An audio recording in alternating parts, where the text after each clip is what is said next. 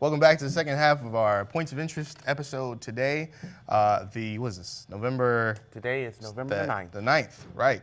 We're about to close out this year. It's getting crazy. But just to recap the first half of the show, we just had a great interview with Helen Blocker Adams, speaking about her Unlikely Allies book, but also something that ties into some events that will be going on recently. We'll keep you updated on soon. Keep you updated on those. Her new voting initiative is called Hear Me Out, Yeah.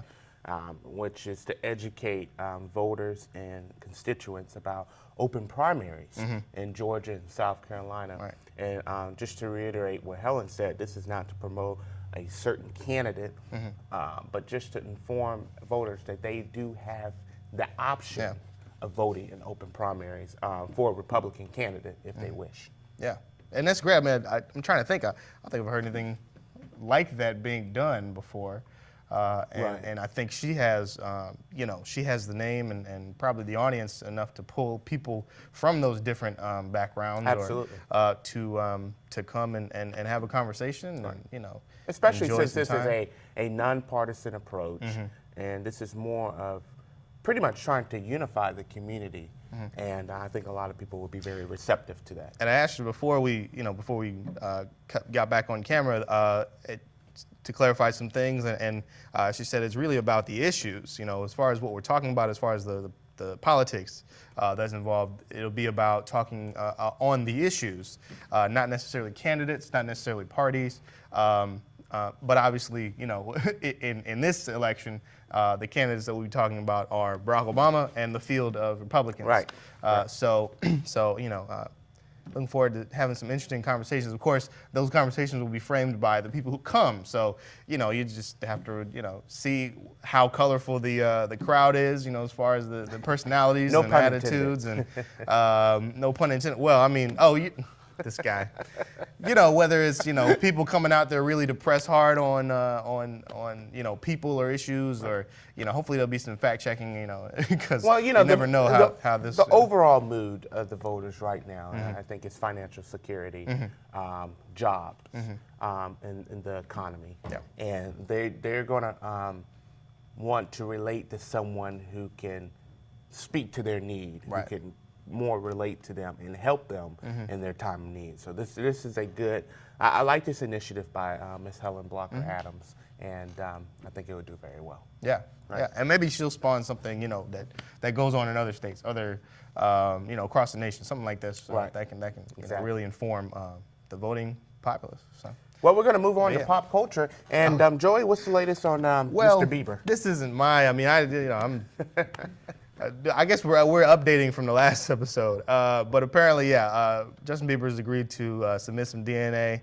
I don't know if they're doing a hair sample or however they do that, but so hopefully we'll get some hard facts on what they usually do. What's happening here. Whether I thought they usually do like a blood sample. Yes, probably blood, and so we'll be able to hopefully maybe they'll get Maury to come out and say Bieber, or in the case of Bieber, you are not the father, or you are the father, and put this thing to rest, because we're pretty tired. And he's got albums to push, right? He's got some Christmas album coming out right now, which is something that kind of.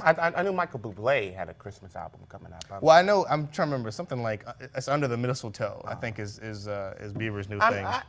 Don't hold it against me if I got that wrong. I'm not the biggest believer. I don't care for Justin Bieber. I don't really listen to him, so. Whatever he does really doesn't faze me. But he appeals to the younger population, the girls out there, and even sadly to some adults to some extent. But hopefully this Bieber fever, Bieber drama will die out soon. Yeah. So we'll see. It may not die out, but at least the whole whether he's fathering some 3-month-old now, whether that's true or not. And then also on a quick note, we had some pretty notable people pass this week. Boxing legend Joe Frazier, who fought Muhammad Ali 3 times. Philadelphia great, a big icon in the city of Philadelphia. He passed. I believe he had cancer. And you also had hip-hop artist, legend Heavy D passed. I believe he's 41 or 44, somewhere in that vicinity. A lot of great icons, so to speak, have passed away, and Right. I guess we do want to acknowledge that. And I'm having to educate these younger kids now who are into, the rap scene that's out right now, and Yeah. just kind of recognize, helping them recognize that without Heavy D, there wouldn't be some of these. You're right. out here. You're I mean, absolutely right. he made a lot of careers, and his his impact in hip hop culture and the rap game is still felt. So. Right, and plus back in the era of Heavy D, rap music was more, I guess you want to say more authentic. It was more original than it is now, because it seems like now with the rap and the hip hop movement, it's just a repeat of what everybody else is doing.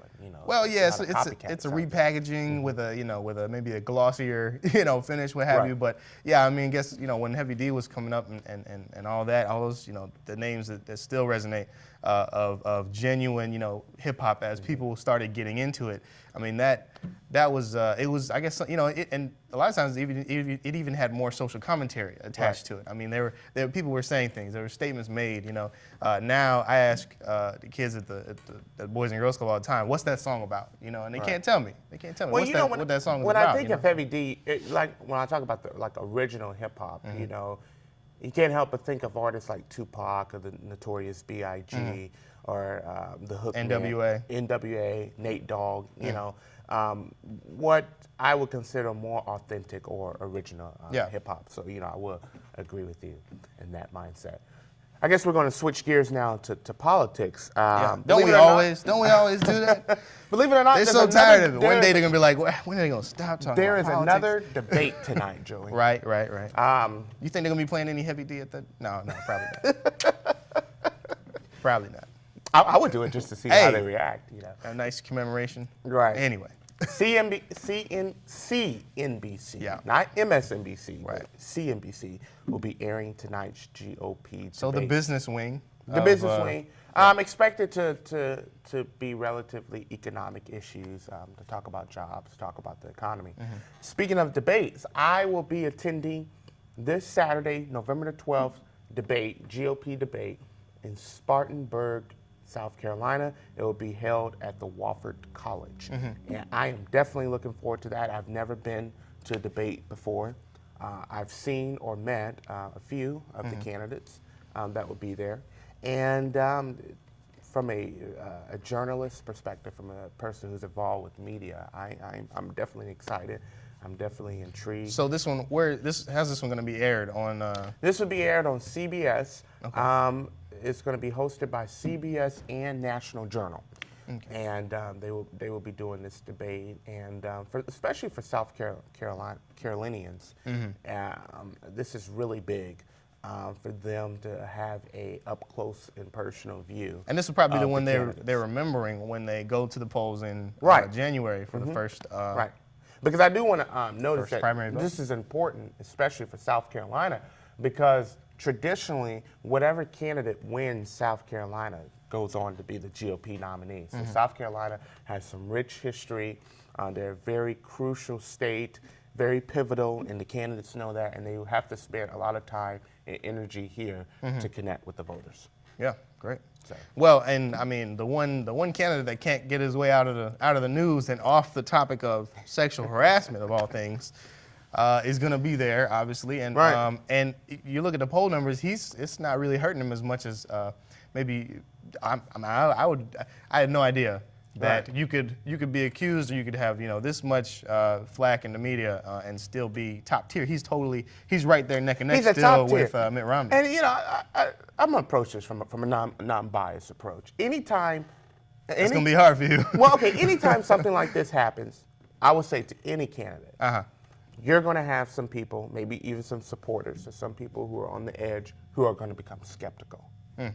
That's just how it goes. Skeptical of the candidate. Okay. Yeah, because right now, I just want to say, right now these are allegations. There's nothing proven. Okay, but yeah, you're going to have people that are going to look at you a second way. You're going to have people who are going to jump off the ship. You're going to have people. But there isn't a lot of evidence of that. I mean, well, you're going to have a lot of people that stick with you. Yes, he's getting a lot of money poured in, and he's getting a lot of money pouring in. His favorability rate it's still relatively good. I mean, it's taken a hit, but like you said, Joey, he is not taking a drastic hit in the polls. And I keep telling people, I said, well, the clear indicator of how the voters really look at this, positively or negatively, I think we won't really know to January the 3rd. That's the Iowa caucus. And then I guess you can break it down into different perspective. You know, what percentage of the vote he gets. How does he rank? What percentage of the women vote that he gets? Because GOP women, a lot of GOP women vote in primaries. And especially with sexual harassment, once again, he hasn't been proven guilty, but their perspective, how will women look or view these allegations will be a good indication of how they vote in the polls. Well, we know he's at least lost one GOP woman's vote, and that would be the last accuser. Was it her name was Bialik Sharon, or something? Sharon Bialik, who Bialik. is a claims to be a registered Republican, and I mean, who knows? She could very well still go in the polls and vote for him. I mean, we don't. She may still vote for him after tarnishing his name, Right. coming out publicly and saying, you know, he. Well, more than likely she may not. But what I'm trying to say is that, you know, once people get into the polling booth, that you just don't know. You never know. You never know. Okay. But yeah, let's talk about Ms. Sharon Bialik here. Yeah. I'm sure our audience knows, but in case they don't, Sharon Bialik is a Chicago woman who came out with her lawyer, Gloria Allred, a really famous Hollywood Democrat lawyer who's represented tons of celebrities in tabloid cases. And she was the first woman with a name and with a face to come out. Well, she's the first one willing to go public and make, you know, statements on her own. Right, because the rest were about anonymous. sexual Right. Yep. Now, This was something that happened 14 years ago. right. And Now- she was apparently looking for a job. Apparently, and- she was fired by the NRA, which is the National Restaurant Association. Now, Joey, can you imagine how like the National Rifle Association feels right about now? You know, I don't think there's any worry that we'll forget about them, but you know, there is a new NRA in town apparently. Right. So everybody's having. So she comes out and she says that she went to Washington. Her boyfriend told her boyfriend at the time told her to meet with Mr. Kane, and that hopefully he can get her a job. Right.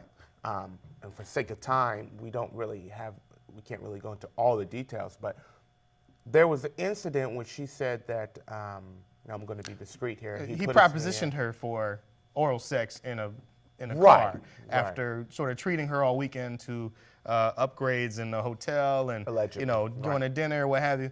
And so that's her side of the story. She's come out about it, and we'll have to, you know, just remain updated, you know, to see what kind of evidence can come out about this. Mr. King came out in a press conference yesterday, which will be Tuesday in Scottsdale, Arizona. Says he has never met this woman. He doesn't even remember her. The first time he ever saw her was the previous day when she came out. Right. So So he's flatly denying everything he's still. flatly denying. Which is what she was asking him to just admit something, admit anything. Right. He's denying everything. So You know, and she actually pressed him, which is something he's also trying to do, to get back on the issues, get back on the national issues, Right. get back on the campaign issues. something that was very and so address these, address what Right. he's done or what she alleges Allegedly he's done, done. in order to move on from it. It's kind of interesting. I mean, you know, but. Well, we'll just have to wait and see. A reporter asked him and said, "Will you be willing to take a lie detector test?" He said, "Yes, I would be," even though that's not needed at the time. We'll just have to say, right now, what we have is a matter of he say, she say. Right. We have no hardcore evidence. And we're running out of time, but I guess a bigger picture now is how will men and women interact with each other in a workplace environment?